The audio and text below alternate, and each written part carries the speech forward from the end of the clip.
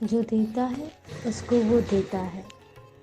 धनतेरस पर अगर सच में धन चाहिए तो उसके लिए पहले देने वाला बनना पड़ेगा। हर व्यक्ति में सामर्थ्य है कि वो कुछ दे सकता है। हमें अपनी सामर्थ्य को पहचानना है। अमीर व्यक्ति कौन होता है? अमीर और गरीब होना ये सिर्फ एक थॉट है। अगर आपको आज भी कुछ अभाव लगता है तो आप कितना भी धनवान क्यों ना हो, आप गरीब हैं।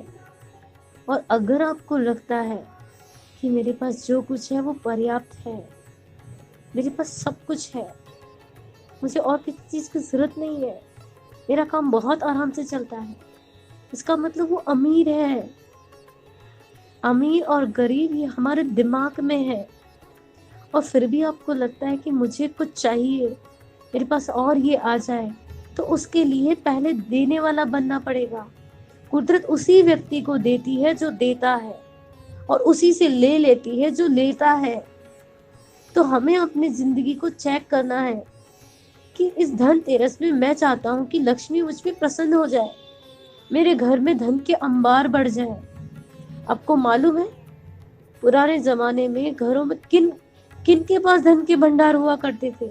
जो लुटाते थे और लुटाते थे और दिल खोल कर लुटाते थे, जो देने में खूब सुकून महसूस करते थे, जिनको देना अच्छा लगता था। और देकर गिनाना नहीं, ऐसा नहीं कह रही हूं कि आप देकर गिनाओ, बल्कि वो दान, वो देना जो अपने आप में इतना आनंद देता है कि हमें किसी नाम की जरूरत नहीं है, बल्कि जब हम दे रहे हैं तभी हमें इतना आनंद मिलता है कि वही सब कुछ है हमारे लिए। तो देने की सामर्थ्य जिसकी बढ़ती है ना, वो बहुत सौभाग्यशाली होते हैं, जिन्हें परमात्मा देने लायक बनाता है, जिनके हाथों में कुदरत कहती है कि इसके हाथ से दिया जाए। आपके पास नहीं भी होगा ना, तो कुदरत कहीं से भी लाकर आपसे दिलवाएगी। देखिए हमारे तीर्थंकर, बहुत जरूरी नहीं कि सारे तीर्थंकरों के पास खूब धन रहा होगा, लेकिन वो वर्षीदान करते हैं। कैसे, कौन कैसे करते हैं वर्षीदान? देवता अपार धन जो धरती के नीचे गढ़ा हुआ है वो लाकर उनके हाथों में दे देते हैं। वो कहते हैं कि आप दो, क्योंकि सच्चा पात्र देने, जैसे लेने की पात्रता होती है वैसे देने के लिए भी पात्रता चाहिए, सुपात्र होना जरूरी है।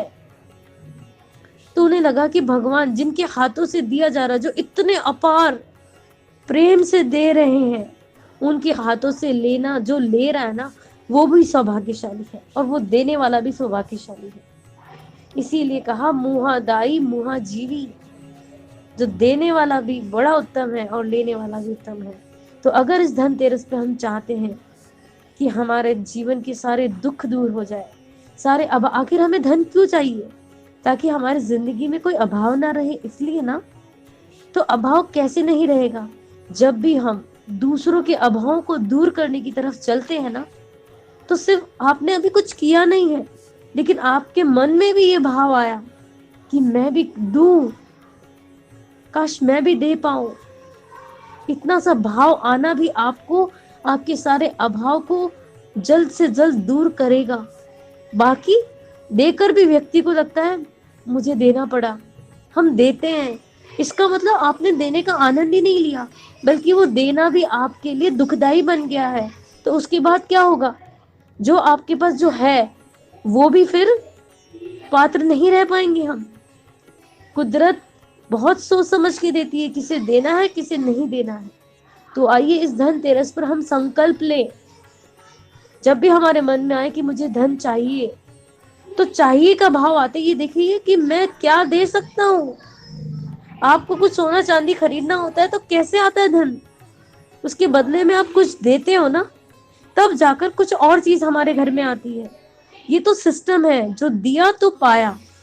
ऐसे ही हर चीज जो आपको चाहिए हर क्षेत्र में है, चाहे वो अन्न हो, चाहे वो वस्त्र हो, चाहे वो पानी हो, चाहे वो जगह हो, चाहे वो वचन हो, चाहे वो मन हो।